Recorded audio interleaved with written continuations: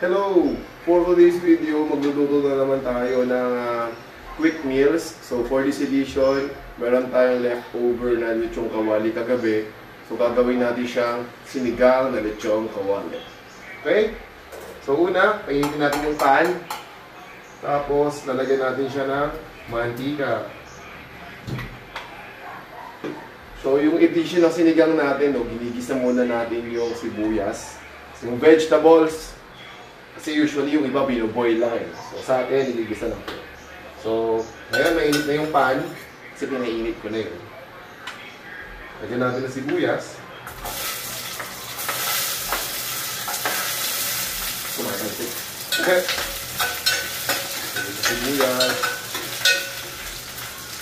So yung sibuyas natin, malalaking cut siya. Next natin is yung kamatis. Kamatis.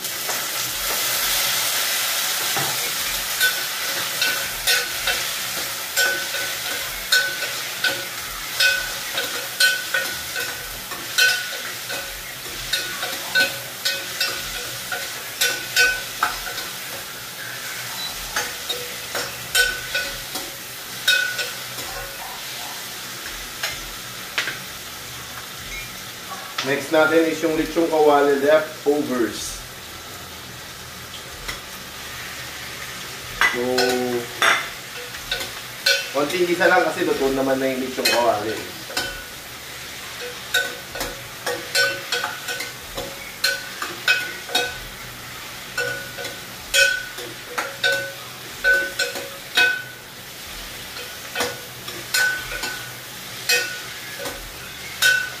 Lagyan natin ng lasa, dato puti, patis.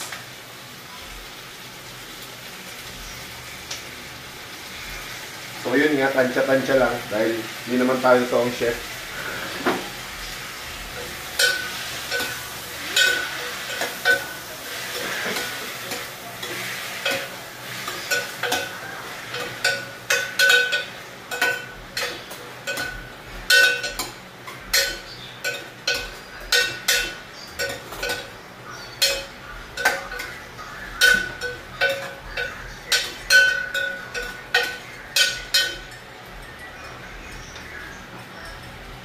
So, lagyan na natin ng water.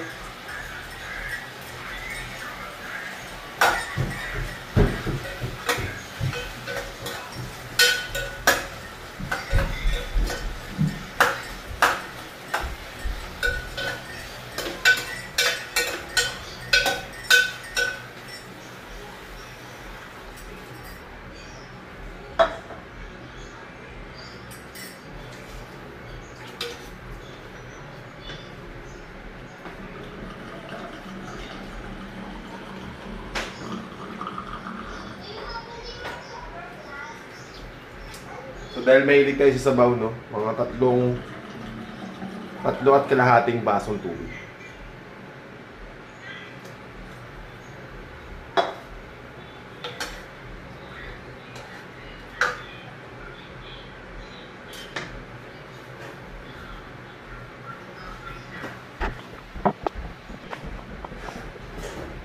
Lagyan na natin yung pinakamatigas na gulay, which is yung radish.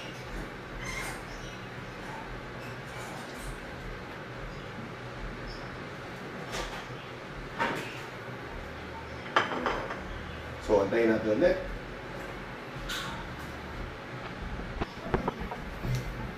So, ngayon, ilalagyan na natin yung star ng ating sinigang. Knorr Sinigang Mix Original.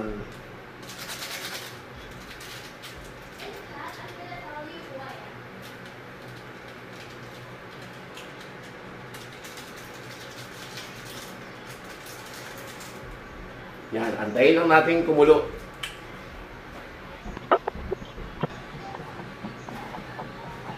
Yun, no? So ngayon kumukulo na siya. Lagyan na natin yung natitirang gulay, which is yung okra.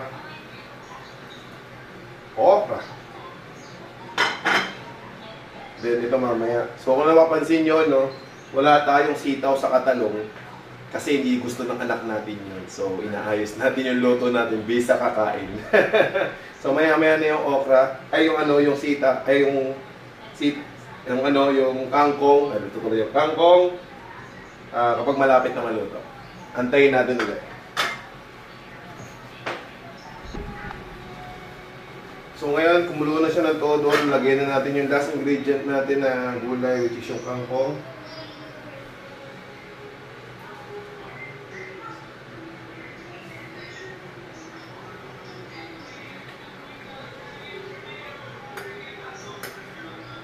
Tapos, babaan natin yung heat.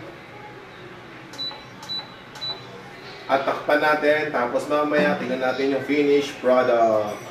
Abangan! So, ito na siya, ang finished product.